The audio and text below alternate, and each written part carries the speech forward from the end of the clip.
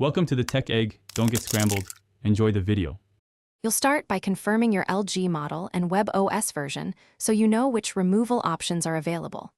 Once done, sign into the TV with your LG account and back up any app data you want to keep. Make sure the remote and Wi-Fi are working because you'll be navigating menus.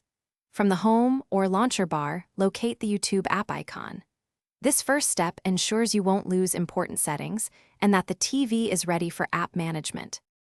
With the app highlighted, open the contextual menu.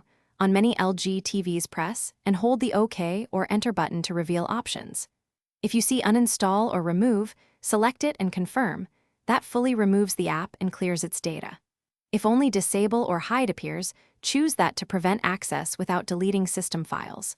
Alternatively, enable Guest or Home Dashboard mode to restrict apps.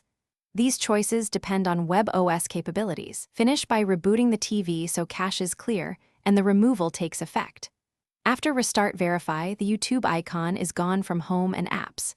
If the app reappears or reinstalls automatically, remove the LG account link or reset home settings to stop auto restores.